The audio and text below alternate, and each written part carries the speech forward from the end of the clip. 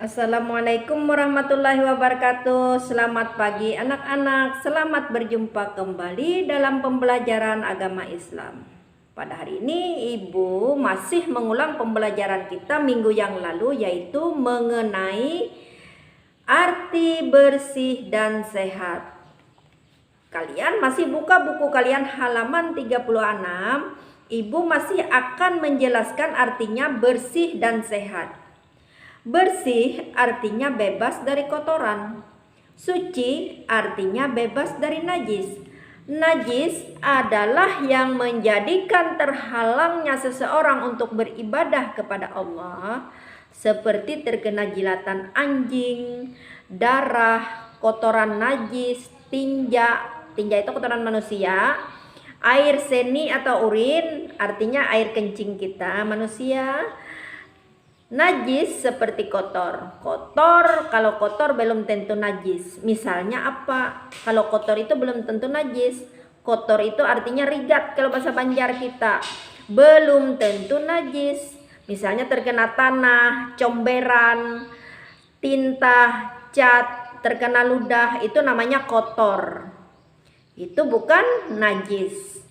Bersih atau suci terbagi menjadi dua, yaitu bersih dari hadas kecil dan hadas besar. Sedangkan hadas juga terbagi dua, ada hadas kecil dan ada hadas besar.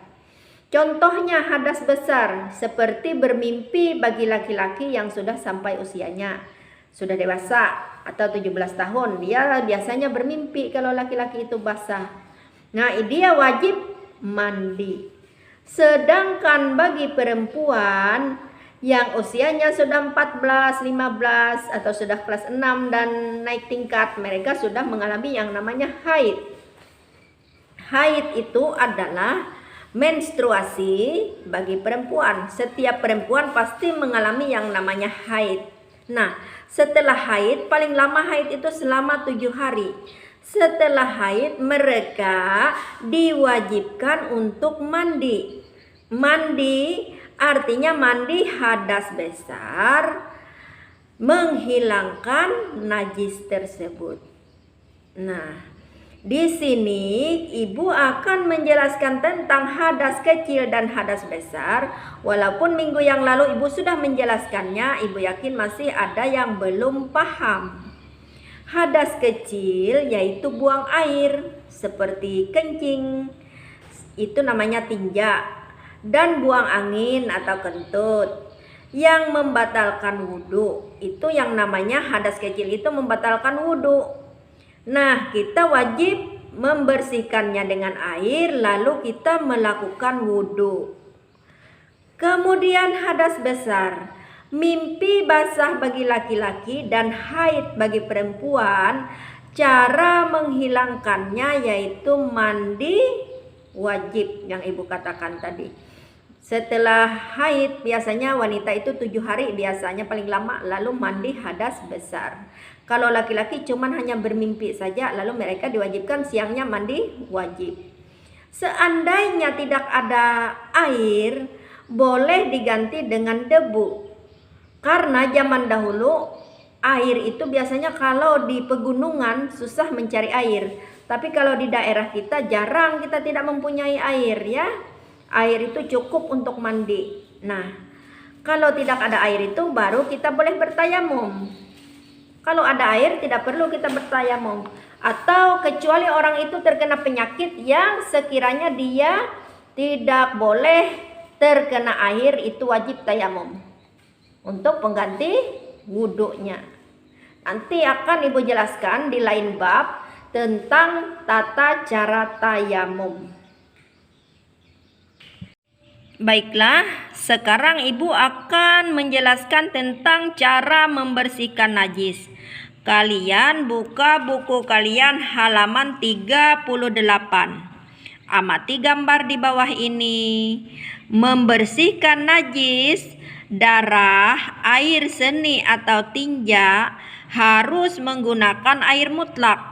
Air mutlak itu misalnya air sumur, air hujan, kalau air pam juga boleh, air leding. Caranya air yang datang atau dikucurkan ke benda bernajis, bukan najis yang datang ke air. Nah, kalian lihat gambarnya. Cebok membersihkan kotoran seperti tinja atau najis adalah salah satu cara membersihkan najis yang sering kita lakukan.